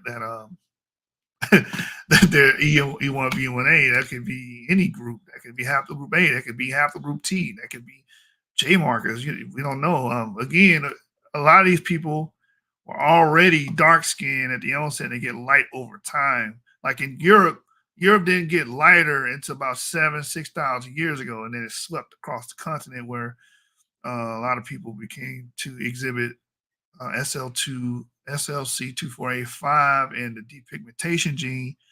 That's when it became to express around that time, because before then everybody was dark skinned. So hopefully that answers your question. Just because you see a dark skin painting or black or brown skin paint does not give you the bioancestry of that person being depicted in the painting. But as far as he won't be when they could be there, well, why not? They could be in the Mediterranean. It could be in Europe. It could be in several places, so why not? Any more questions before we leave, before I conclude? Anyway, let me see. David USA, you just threw me off. You're all over the place.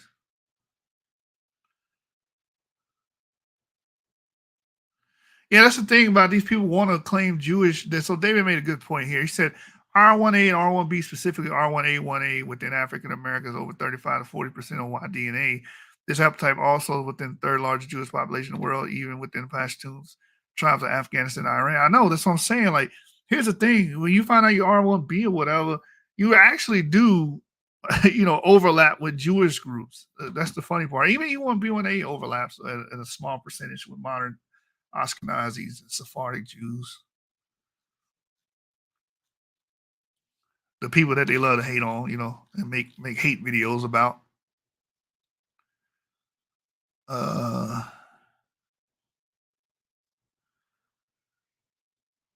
So Ruddy Brew, I don't know what you're saying here. It's not saying that they didn't, just saying the magnitude of European DNA in the population will have greater chance of happening in Europe. I don't understand what you're saying here. Let's see what else you got here.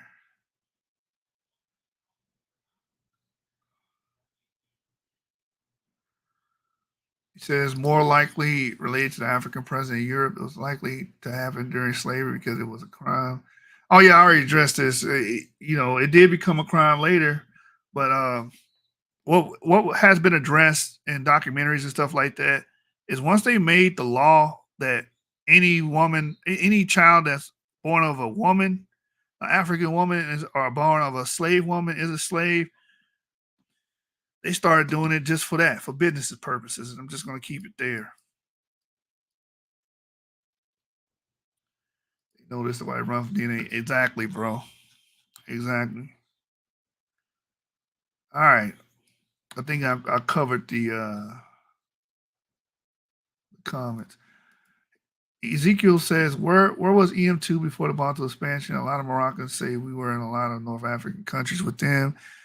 I would say, going off, following Dion Tanasio's work, that a lot of the E1B1A, the antecedents to the E1B1A carriers would have most likely been in the Green Sahara in North Africa prior to more recent times, like 3,000, 4,000, 5,000 years ago. Before all that, they most likely would have been in the Green Sahara, but that's for a whole different topic.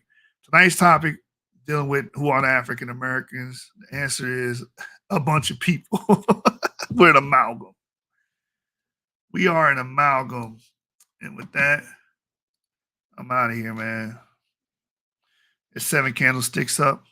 And y'all, hold on real quick. Before y'all, hey, the people that was crying and complaining earlier with emotionalism, keep watching me, man.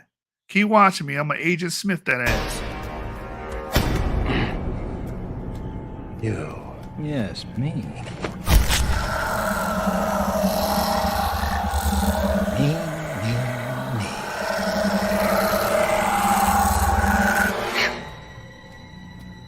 Me too. Like I said, man, it's 7 candlesticks up, and I've been telling you niggas, it ain't a debate. It's a stick up. Gang.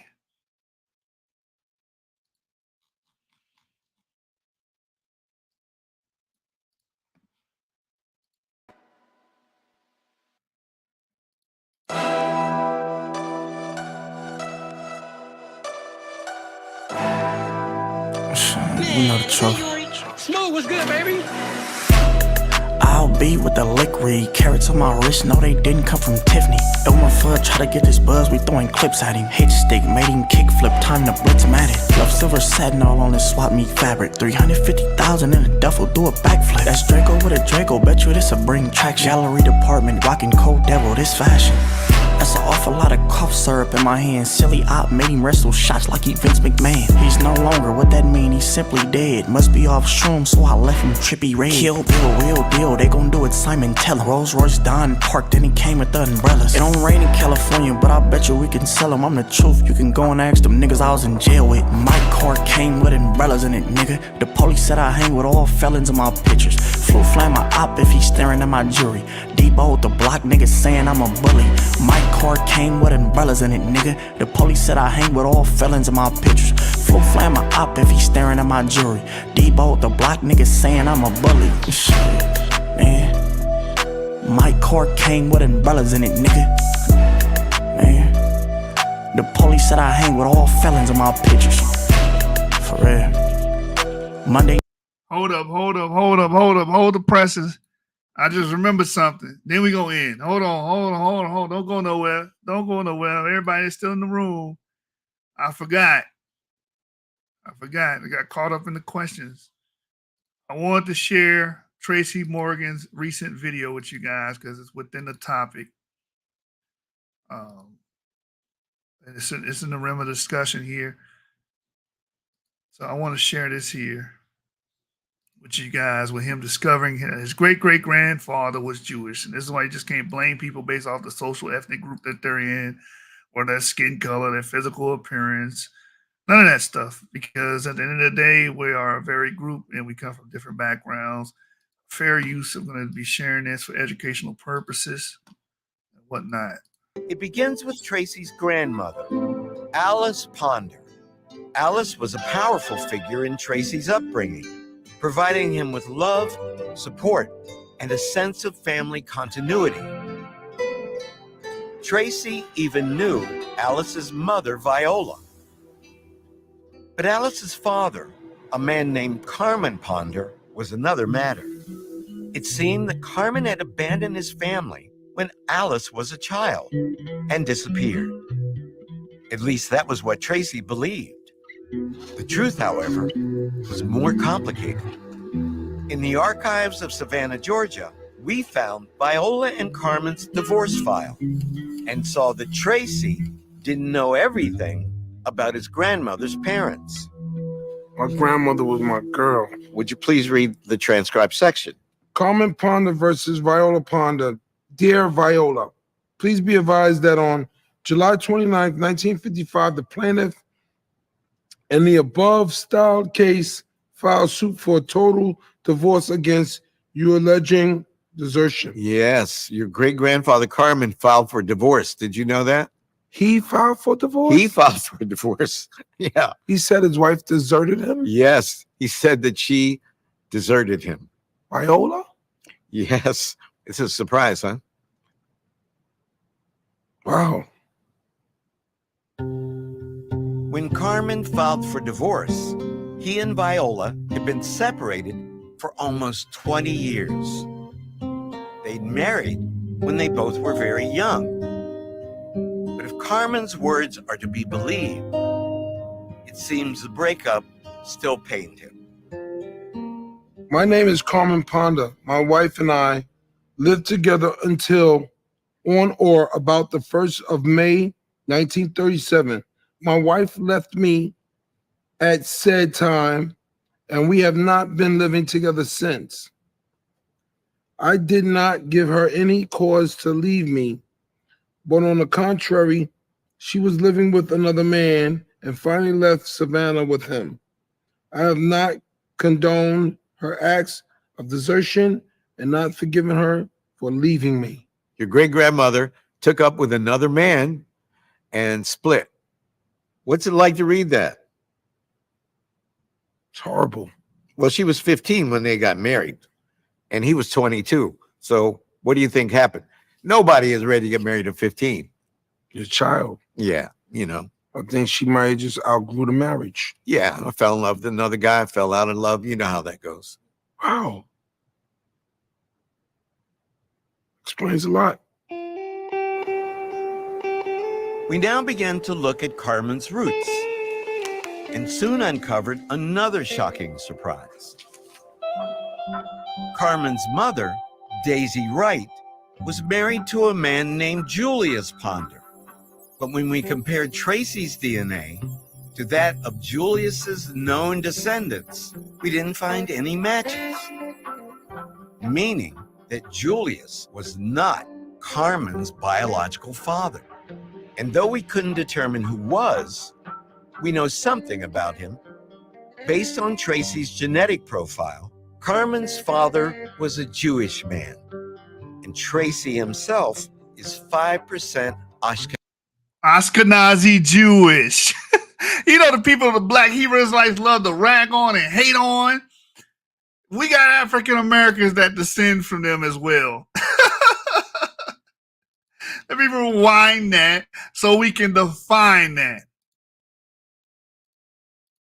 Based on Tracy's genetic profile, Carmen's father was a Jewish man, and Tracy himself is 5% Ashkenazi. How does that make you feel? I'm a brother on the street, man, you know. I'm all about jive, man. And to find out that my great-great-grandfather was Jewish, 100%. it's like getting knocked out. Not in a bad way, but I I don't mind that. I just want to know how my great-great-grandmother got pregnant. Right. Was it love? Was it rape? I mean, what was it? Right.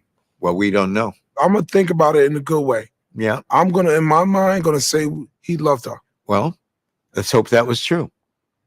Now, I want to show you something else. Please turn the page. That is your great-grandfather, Carmen. It's Carmen. I know. Now, if he don't look like he's half white. So look, again, you got live examples showing you can't go off of how people look presently. It's not going to tell you their ancestry. They showing you, Carmen, this man is a descendant of a Jew, and making Tracy Morgan a descendant of a Jew. As you can see, this man here, hair texture, skin tone. Come on, man. You can't judge people solely off how they look. That's his grandfather. Is your great-grandfather, Carmen. It's Carmen. I know. Now, if he don't look like he's half white, I ain't from Piedmont, West Virginia. He is definitely look at half his nose. white. It don't look like mine. Look at his color. Absolutely. Look at that hair. Look at those features. Wow. I wonder what he would say now if he saw his family. Yeah. His empire. Yeah. I wonder what he would say now. So again, African Americans are varied. We're an amalgam. We have different lineages. We all ain't one thing. The 12 tribe chart is just the idea of racial purism and homogeny. And homogeny does not exist in the African American community or any of those tribes that's listed, or any of those social groups that are listed in the chart, whether it be Mexicans, Argentinians, Native Indigenous Americans. All these groups have some degree of admixture, some are more than others. So with that, I'm out, y'all. Peace. Hope somebody learns something.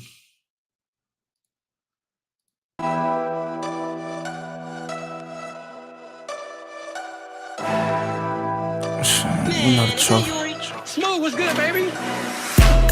I'll be with the lick read. Carrots on my wrist, no they didn't come from Tiffany. Elmer Fudd try to get this buzz, we throwing clips at him. Hit stick, made him kick flip, time to blitz him at it. Love silver satin all on his swap meet fabric. 350,000 in a duffel, do a backflip. That's Draco with a Draco, bet you this'll bring traction. Gallery department, rocking Cold Devil, this fashion.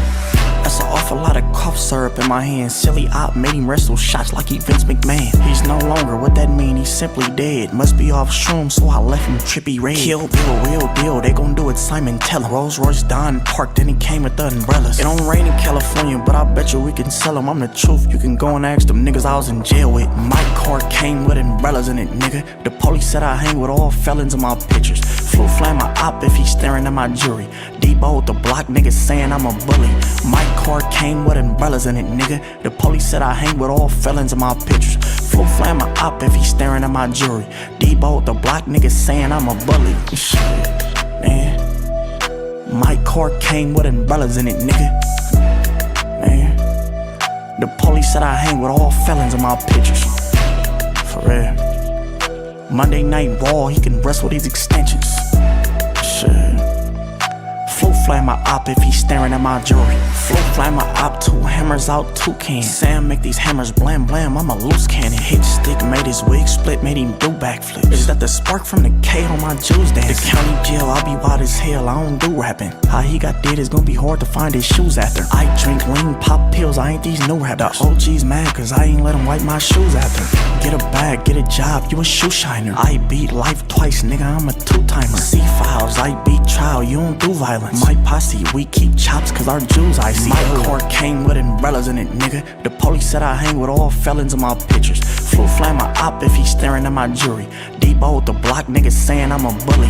My car came with umbrellas in it, nigga. The police said I hang with all felons in my pictures. Flu flam my op if he's staring at my jury. Debo with the block, niggas saying I'm a bully. Shit, man. My car came with umbrellas in it, nigga. Man. The police said I hang with all felons in my pictures. For real. Monday Night Raw, he can wrestle these extensions. Shit.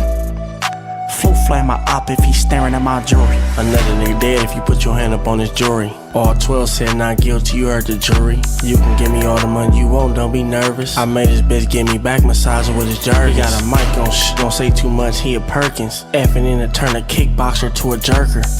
Bitch handed me a loaf, so I served her. She broke, she can't get shit from me, not even a burger. Why you got so many phones? Cause they burners. Turn her op nigga to cookie pack like I'm burner. Put a bitch in a strip club and she a twerker. In a month I done made 100 bands off my verses. The My car came with umbrellas in it, nigga. The police said I hang with all felons in my pictures. Flew fly my op if he staring at my jury. Debo with the block, niggas saying I'm a bully. My car came with umbrellas in it, nigga. The police said I hang with all felons in my pictures. Flew fly my op if he staring at my jury. Debo with the block, niggas saying I'm a bully. Shit, man. My car came with umbrellas in it, nigga. Man. The police said I hang with all felons in my pictures. For real. Monday Night Raw, he can rest with these extensions. Shit. Flow fly my op if he staring at my jewelry.